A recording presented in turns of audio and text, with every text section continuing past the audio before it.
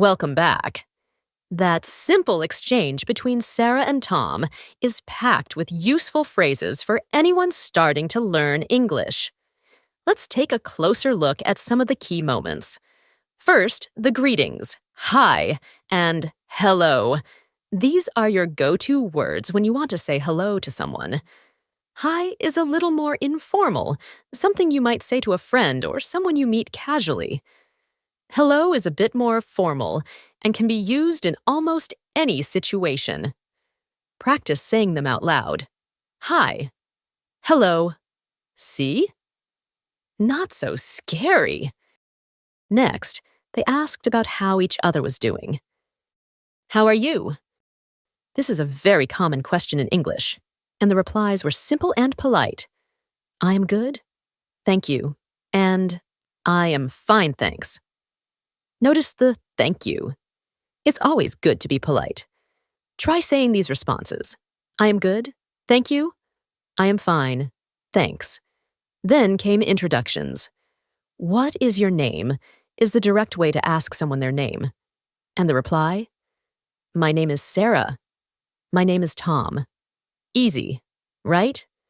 After introducing themselves, they said, nice to meet you.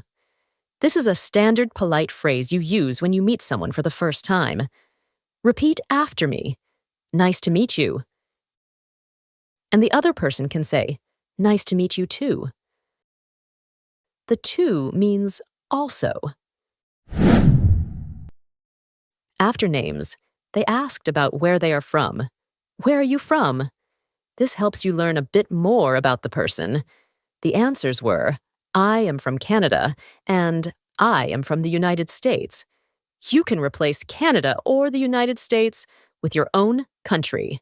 Try it. I am from your country. Then, Sarah and Tom asked, what do you do? This is a common way to find out about someone's work or studies. Sarah said, I am a student. I study English. That's something many of you can relate to. Tom said, I work in an office. This tells us about his job. Following that, Sarah asked, do you like your job? And Tom replied, yes, I like it. It's interesting. This is a simple way to express if you enjoy something. I like, followed by what you enjoy. Try saying I like something you like. They also talked about hobbies. Tom asked, what do you like to do? And Sarah said, I like to read books and listen to music. Tom replied, I like to play sports and watch movies. These are great examples of how to share your interests. Finally, they ended the conversation politely. It was nice talking to you, and nice talking to you too, are common ways to say you enjoyed the conversation.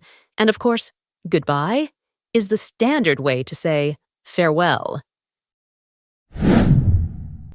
So, why is this simple conversation so good for beginners? It uses basic vocabulary that you'll encounter very often. The sentences are short and easy to follow. The topics are everyday things that people talk about when they first meet. And the structure of the conversation is very clear and logical. All right, to help you remember and understand even better, we're going to listen to the dialogue between Sarah and Tom again. Hi. Hello, how are you? I am good, thank you. And you? I am fine, thanks. What is your name? My name is Sarah. What is your name? My name is Tom. Nice to meet you, Sarah. Nice to meet you, Tom. Where are you from, Sarah? I am from Canada. And you? I am from the United States. Oh, that's interesting. Yes. What do you do, Sarah? I am a student. I study English. And you, Tom? I work in an office. That's good. Do you like your job? Yes, I like it. It's interesting. That's nice. What do you like to do, Sarah? I like to read books and listen to music. What about you? I like to play sports and watch movies. That sounds fun. Yes, it is. Well, it was nice talking to you, Sarah. Nice talking to you too, Tom. Goodbye. Goodbye. Did you notice how much more familiar the conversation sounded the second time? Even if you didn't understand every single word, you probably picked up on more phrases and the overall flow.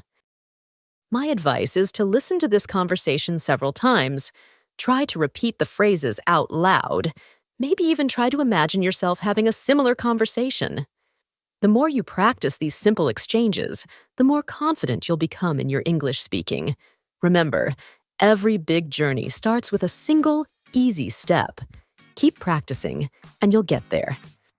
And before we go, if you found this lesson helpful, please make sure to follow. Learn with Mr. English. That way, you won't miss any of our future episodes full of tips and easy conversations to help you on your English learning journey. If you know someone else who is also starting to learn English, please share this podcast with them. It could really help them out. And if you want to be sure you never miss a new episode, hit that notification bell.